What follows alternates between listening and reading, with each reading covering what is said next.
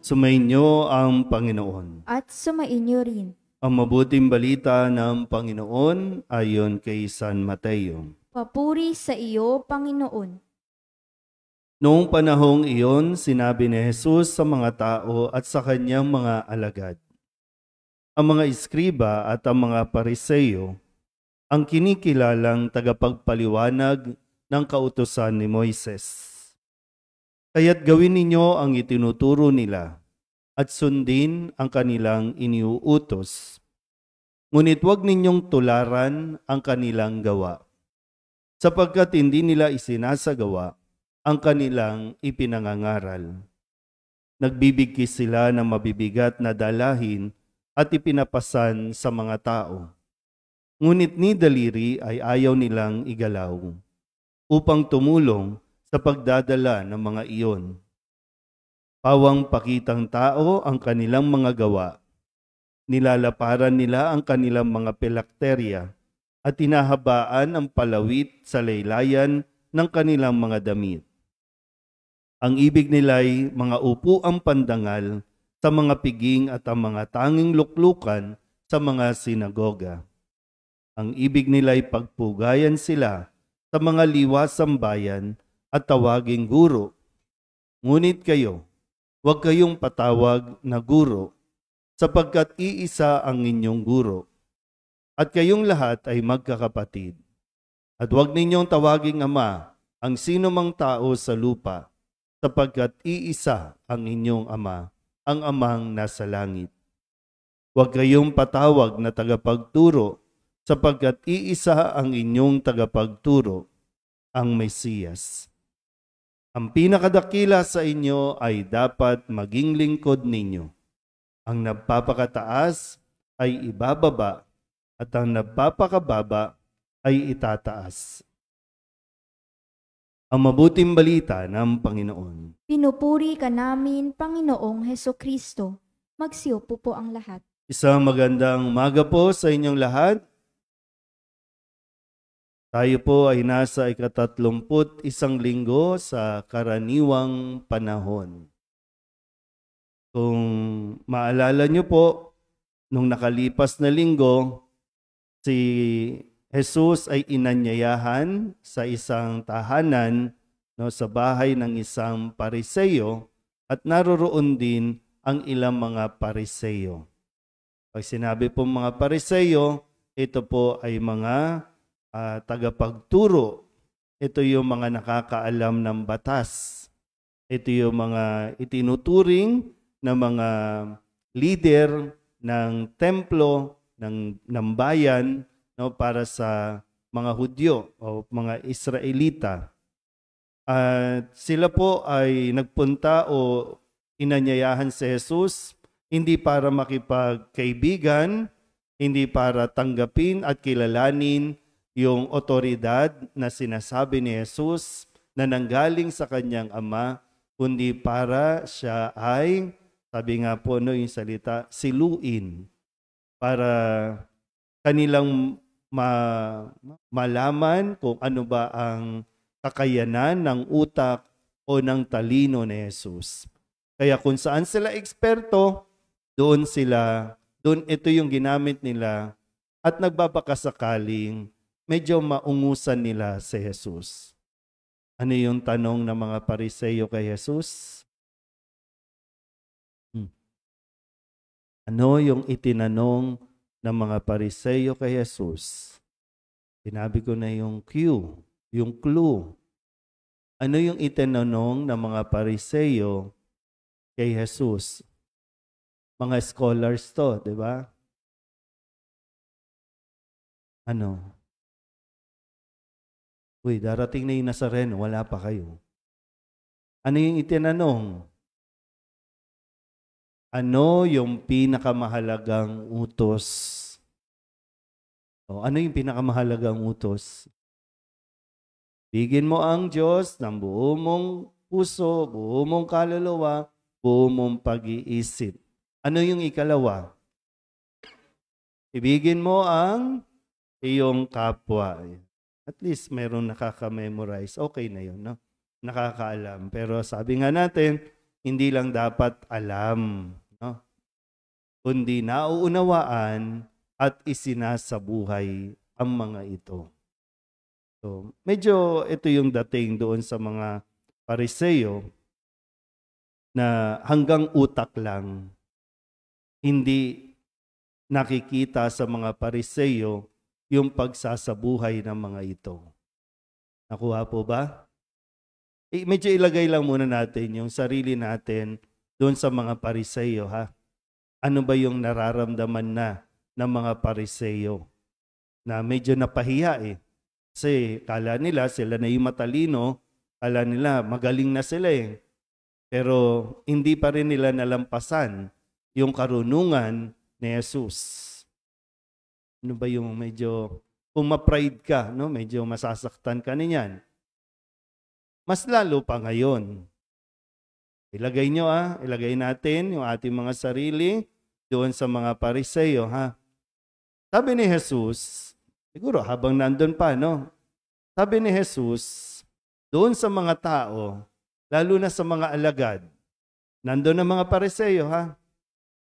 Sabi ni Jesus, itong mga iskriba at mga Pariseo, sila ang kinikilalang tagapagpaliwanag ng kautusan. So, ina-acknowledge ni Jesus yung kanilang posisyon. Pero sabi niya, gawin ninyo yung itinuturo nila. Tama yun eh. Gawin ninyo. Pero wag ninyong tutularan ang kanilang mga gawa. So, kung nandoon ka, at sinabi at narinig mo, gawin, kung ano yung inuutos, gawin nyo. Huwag nyong tutularan. Dahil, sabi ni Jesus, itong mga ito, no, sila yung mga nagiging pabigat. Pabigat sa mga tao na mas mapalapit sila sa Diyos. Pabigat sila na imbis na maging magaan, maging madali, ang pagsunod sa kautusan, pinahirapan nila.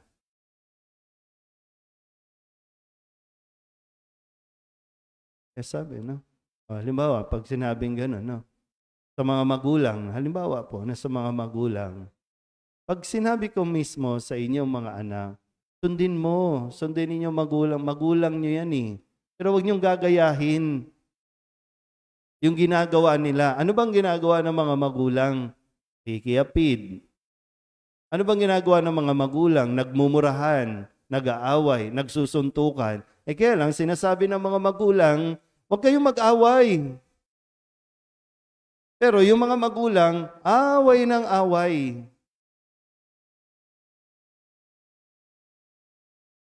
Babalik ko po sa amin, no?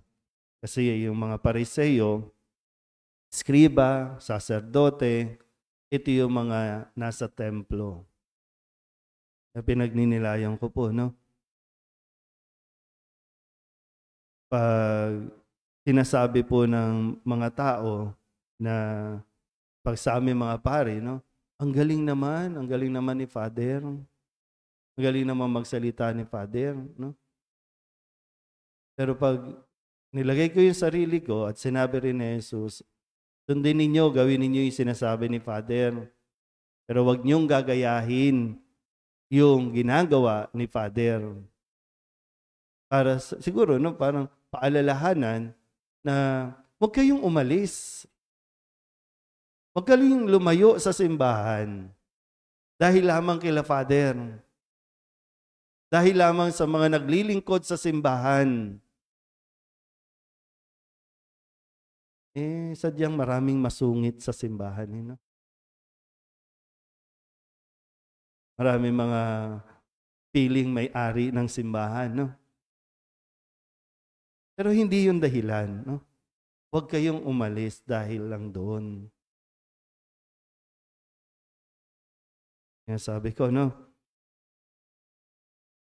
Kailangan mas maging maingat talaga tayo. Lalo pa ngayon na mayroong mga social media. Kasi ang hinahanap ng marami ngayon ay yung mayroong kredibilidad. Diba sa mga kabataan, sa mga magulang po dito, no?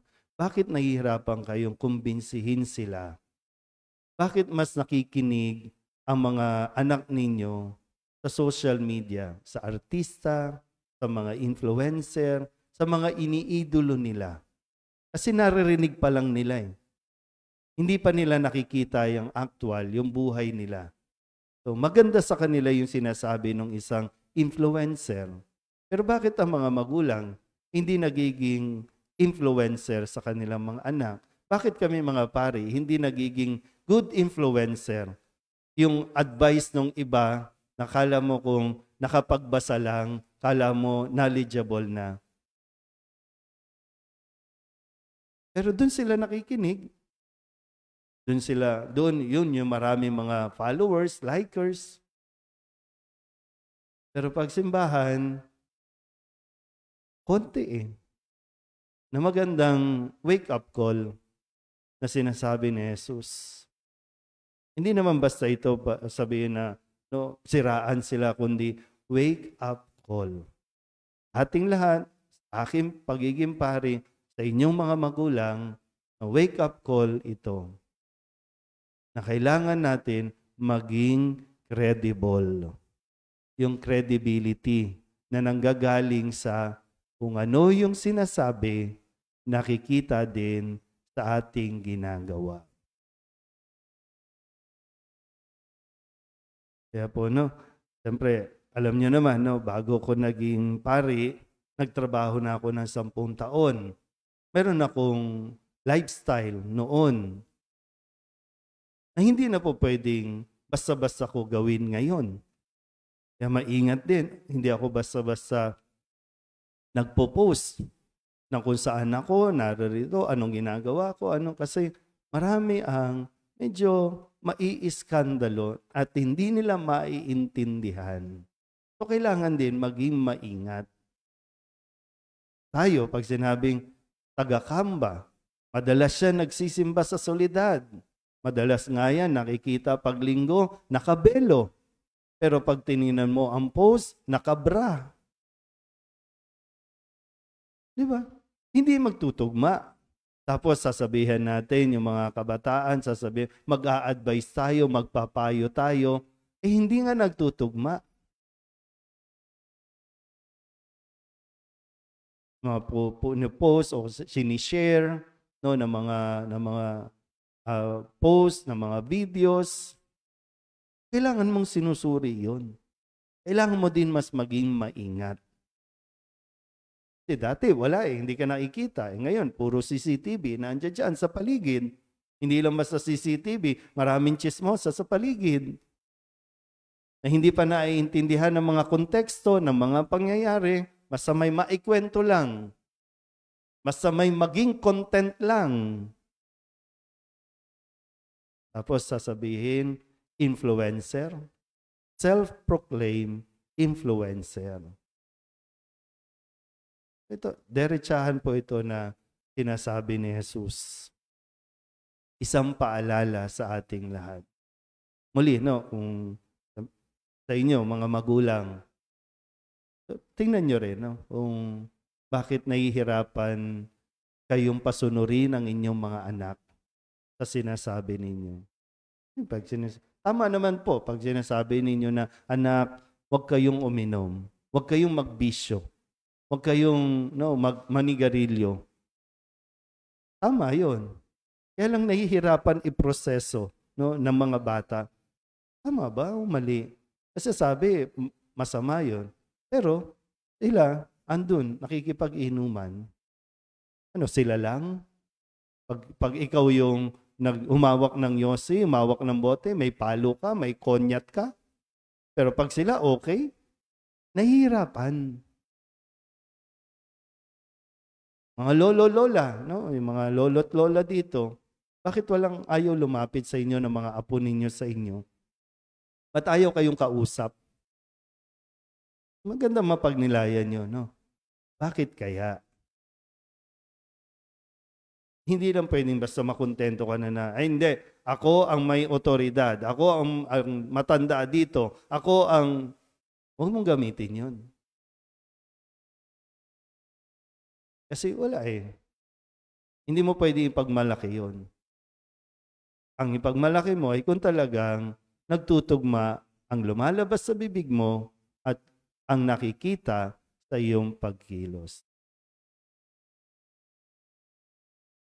Linaw po ba? Lahat po tayo ay inaanyayahan ni Jesus na mapagnilayan itong mga salitang ito na kanyang ibinigay para sa atin din pong ikapapanatag, ikakapayapa, ating buhay sa araw-araw. Amen?